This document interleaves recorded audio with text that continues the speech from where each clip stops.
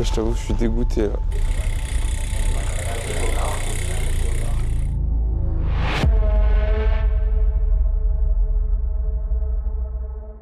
On est à Barcelone pour la dernière de la saison, dernière course de la saison, et ce sera pour un half. Donc là, j'avoue que le temps il laisse à désirer. On fera avec. On n'est pas là pour trier les lentilles, donc on fera ce qu'on peut. Il est 9h22. Je vais faire un petit run à jeun de 20 minutes. Allez, à toutes. À toutes.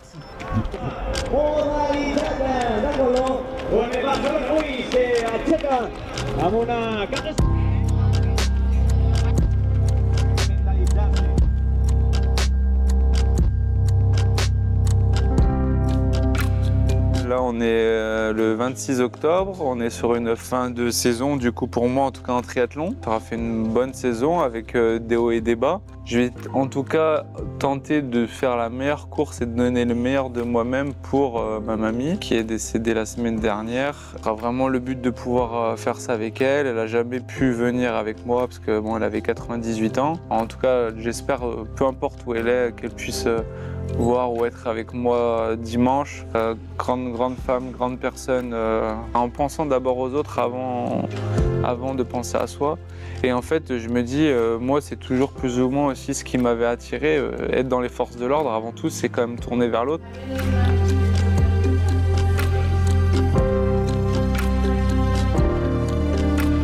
L'Espagne, c'est vrai que c'est particulier parce que en fait, j'ai fait mon premier full Ironman, donc mon Ironman complet en Espagne, c'était à Vitoria-Gasteiz. Quand j'ai pu le faire, c'était que réservé aux amateurs, il n'y avait pas les pros sur cette course-là, mais je ne pensais pas que j'allais la gagner.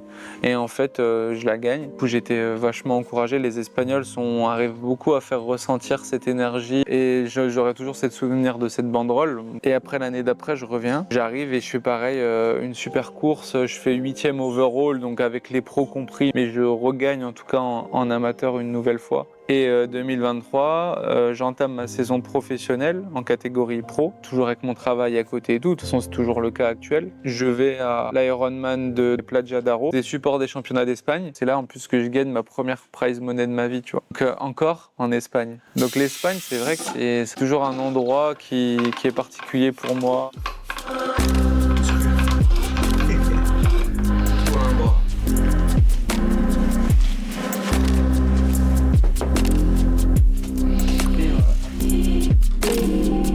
Le début de saison s'est plutôt bien passé pour moi, donc j'ai commencé à Peñíscola. Il y avait quand même une sacrée densité chez les professionnels. Première course de la saison pour un peu tout le monde, ça a attiré vachement de monde. Bon, je crois que je fais une honnête 20e place avec le niveau que j'ai en début de saison. Avant de faire le Peñíscola, j'ai fait les championnats du monde middle distance à Alsdorf en duathlon avec l'équipe de France. Et bon, je me fais ouvrir en deux. Le format, c'était 10 km, 60 à vélo et R10. Donc mon dernier en date, c'était 33-40, je crois, mon dernier record. Mais je savais que j'étais en dessous depuis les plusieurs années de préparation. Et là, ne serait-ce que le premier 10 bornes, je le fais en 32-30. Ensuite, je fais les 60 bornes. Et le deuxième 10 bornes, je crois que je le fais en 33-40. Avec le coach, on était super contents, c'était génial. Mais par rapport aux autres, c'est simple, le cours en 30 minutes ou 31. Donc toi, tu les vois pas, tu vois. Mais bon, bref, j'avais cette chance de représenter l'équipe de France qui, pour moi, c'était quand même quelque chose de fou. Et que c'était un honneur et une chance et une fierté. Maillot jaune. Ouais, 200 numéro à cheval là. Ouais, Si ça pouvait être aussi facile sur Cycling Manager que dans la réalité, les gars, je gagnerais tout, même en n'ayant que 70 de compétences. Triathlon des forces de l'ordre qui était à Châteauroux. Bon là pareil, je fais une belle course, je fais deuxième derrière un pompier. Ensuite après je vais à Chantilly, donc la vidéo que vous connaissez avec toi. Donc c'est bien passé, je remporte la course là-bas. Le triathlon après bon malheureusement il y a eu de Montauban début juillet. Ça se passait pas trop mal pour moi, mais je fais une erreur de parcours et je me retrouve disqualifié.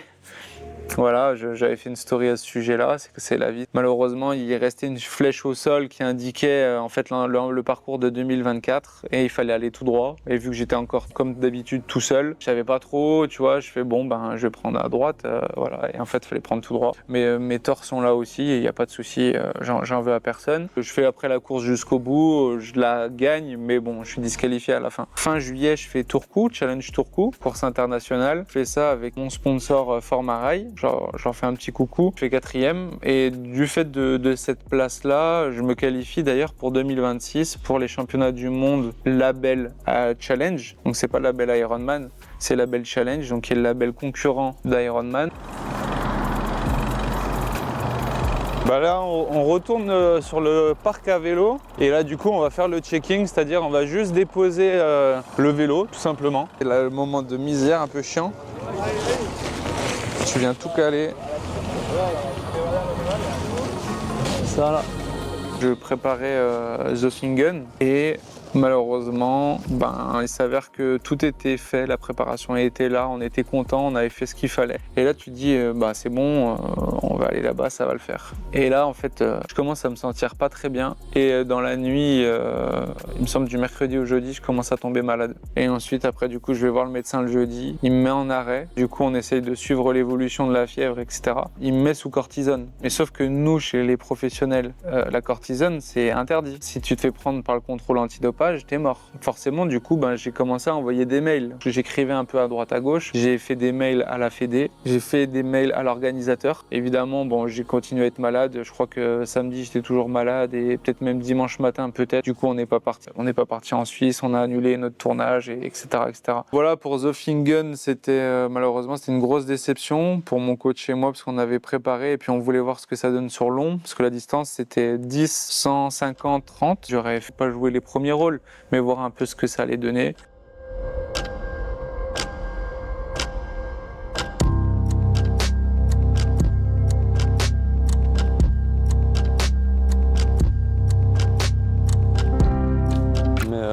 Ouais, c'est mouillé au sol. Ah là là. Regarde. Ça a bien plu quand même cette nuit. Tu vois, ça fait quand même des petits amados, tu vois. Oh frérot, là, je t'avoue que je suis dégoûté. Là, c'est simple, il n'y a rien qui va. C'est un truc de fou, il n'y a vraiment rien qui va. On est dans la merde. Je vais vous montrer. Alors les gars, vous pensez qu'en pré-course, manger un sandwich triangle, ça va être ok pour le bide? Ça va être ok? Non. Ça va être suffisant? Non, en 1 minute, c'est grillé. Ça, non, il n'y a rien qui va. C'est this and it will be okay for me. I can? You can take it. Ok, thank you. On a pu négocier pour des flocons d'avoine parce que j'avais remarqué, j'avais observé que tout ça c'était toujours open. Et en fait, j'arrive au début, il nous refait, c'est fermé. Et je dis oui, mais c'est juste là, on peut juste se servir.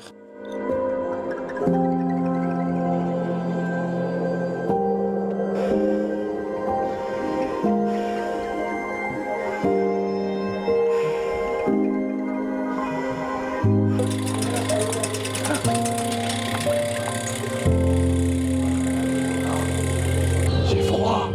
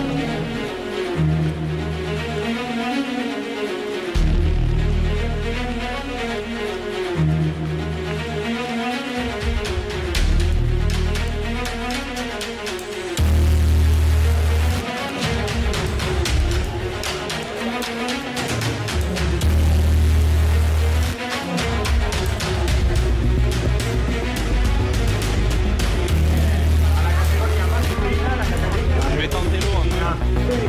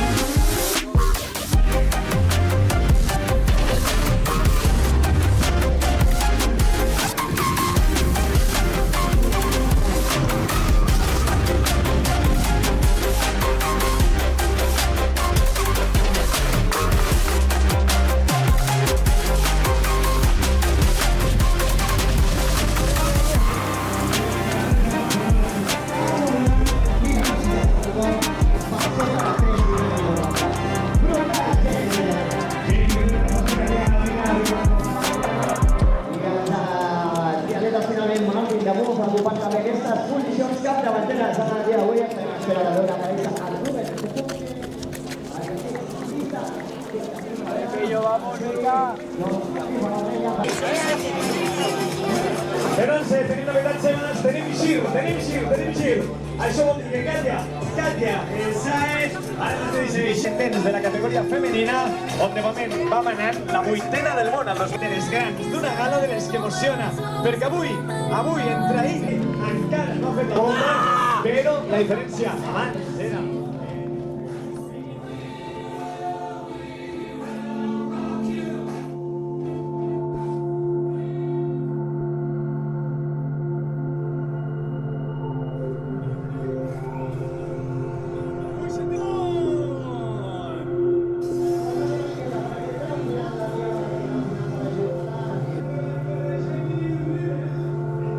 J'ai fait une grosse merde, je suis dégoûté.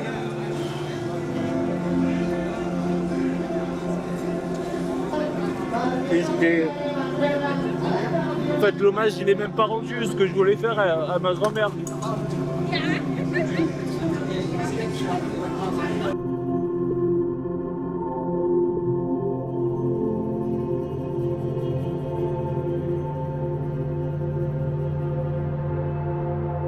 Que j'avais peur de tomber parce que voilà, c'était hyper mouillé et vu que j'étais tombé il n'y a pas longtemps, là, au mois de septembre. Et je sais pas pourquoi, si je dois analyser la course de façon brute, je dirais qu'on est en dessous de ce que tu sais faire, clairement. Je sais pas trop quoi en penser. J'attends d'avoir ton débriefing. Alors le bike, ok, c'est mieux que ce que tu faisais l'année dernière, en puissance, ok d'accord, parfait, ça c'est sûr. Pour moi, t'es parti trop fort. Clairement, t'as fini, on n'a pas fini à la gamme, attention, je dis pas ça, t'as pas fini à la gamme du tout. Parce que si on prend les efforts continus, parce que c'est ce qu'il faut regarder, si tu prends les efforts continus avec le fake à 300 watts, 149 de FC, c'est. Ouais, tu es capable de faire plus, c'est sûr. Après, ce que je vois pas, c'est au texte. voilà. Donc, tu vois, lui aussi, lui il le voit sur les datas, hein. De toute façon il savait ce que j'étais capable de faire. Et, comme il l'a dit, c'est le pilote qui décide. J'ai décidé d'être rond dedans et de perdre des places bêtement. Et après du coup en fait tu le payes, je pense, en énergie mentale, en essayant parfois de recoller un peu et tout ça, d'où les gros watts et les relances, etc. On va dire que la saison elle finit un peu en dedans malheureusement, mais bon j'ai fait avec la tête du jour et j'espère que ma grand-mère m'en voudra pas pour ça, en tout cas. Enfin, je pense pas. Et on essaiera de faire mieux l'année prochaine, il faut essayer quand même de relativiser. On n'arrive pas à se le dire à l'instant T, mais il faudra se le dire demain ou plus tard. Ah, bordel. Fin d'un week-end, on va dire mitigé malgré tout, mais bon, moi j'étais quand même content de partager ça avec vous. J'espère que vous aimerez la vidéo. N'hésitez pas à partager, commenter, liker, ça donne toujours de la force. Puis voilà, je vous avoue que je suis un peu fatigué là. En tout cas, la saison se finit, la prochaine c'est un Aerox. L'Aerox à Bordeaux, avec un Aerox en février d'ailleurs. Et puis voilà, j'essaierai de continuer de vous partager au maximum les prochaines courses.